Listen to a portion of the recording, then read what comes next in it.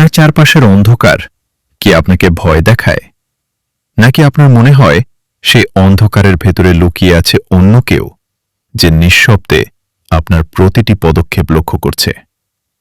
স্বাগতম আপনাকে ভুতুরে গ্রামে। আজ আমরা অনেকের জীবনের এমন এক ভয়ঙ্কর সত্যের মুখোমুখি হব যা শোনার পর হয়তো আপনি আজ রাতে আপনার ঘরের আয়নার সামনে দাঁড়াতেও সাহস পাবেন না। আয়নার গভীরে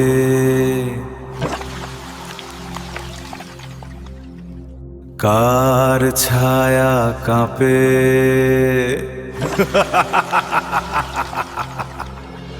সে হাসছে আমার দিকে তাকিয়ে। রাতের নিস্তব্ধতা যখন চারদিক গ্রাস করে নেয়, তখন পুরনো দেওয়ালগুলোও যেন ফিস ফিস করে কথা বলে।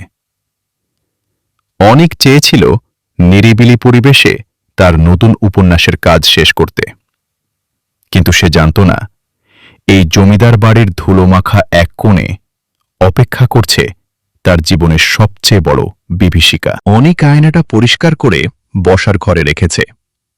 সে আয়নার সামনে দাঁড়িয়ে নিজের মুখ দেখছে। হঠাৎ দেখা গেল অনেক আয়না থেকে সরে যাচ্ছে, কিন্তু আয়নার ভেতরের প্রতিবিম্বটি নড়ছে না। প্রতিবিম্বটি ধীরে ধীরে অনেকের দিকে তাকিয়ে হাসছে। অনেক লক্ষ্য করল আয়নাটা অন্য সব সাধারণ আয়নার মতো নয়। মাঝে মধ্যে রাতে কাজ করার সময় তার মনে হতো আয়নার অন্ধকার কোণ থেকে কেউ তাকে একদৃষ্টে দেখছে। একদিন রাতে জল খেতে গিয়ে সে থমকে দাঁড়াল। সে আয়নার সামনে দাঁড়িয়ে নাড়িয়ে নেই, কিন্তু আয়নার ভেতরে থাকা অনেক তার দিকে তাকিয়ে এক বীভৎস হাসি দিচ্ছে। মনে হচ্ছে কাচের ওপারে লুকিয়ে আছে এক নরকীয় জগৎ। বাইরে প্রবল ঝড় আর বজ্রপাত হচ্ছে। অমাবস্যার রাত। অনেক তার ঘরে ঘুমিয়ে আছে। হঠাৎ বসার ঘর থেকে কাঁচ ভাঙার মতো শব্দ এলো। অনেক টর্চ নিয়ে নিচে নেমে দেখল আয়নাটা থরথর করে কাঁপছে এবং ভেতর থেকে ধোঁয়া বের হচ্ছে। রাত তখন ঠিক 12টা। অমাবস্যার নিকষ কালো অন্ধকারে বাড়ির প্রতিটি কোণ যেন জীবন্ত হয়ে উঠল। হঠাৎ আয়নার ভেতর থেকে ভেসে এলো এক অশরীরী কণ্ঠ।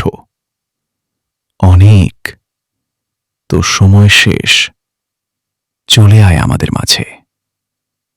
অনেক পালাতে চাইল, কিন্তু দেখল ঘরের সব দরজা জানলা আপনা আপনি বন্ধ হয়ে গেছে। আয়নার ভেতর থেকে কয়েক জোড়া কঙ্কালসার হাত বেরিয়ে এসে অনেকের গলা আর পা আঁকড়ে ধরল। অনেককে টেনে হিঁচড়ে আয়নার ভেতরে নিয়ে যাওয়া হচ্ছে।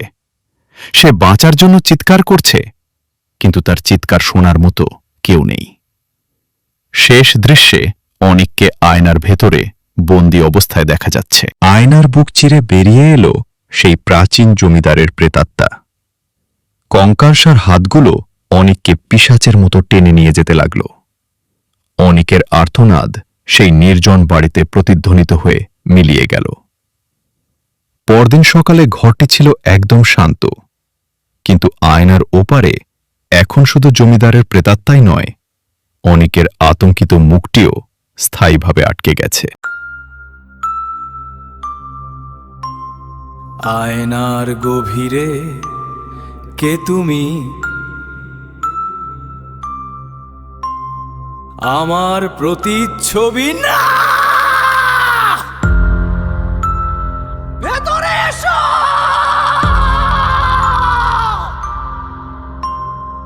আমাকে মুক্তি দাও। কিছু পুরনো জিনিস না ঘাটানোই ভালো। কে জানে, হয়তো আপনার ঘরের আয়নাটিও আপনার জন্য অপেক্ষা করছে। আপনার প্রতিবিম্ব কি আপনার সাথেই নড়ছে? ভালো করে লক্ষ্য করবেন। আজ এই পর্যন্তই।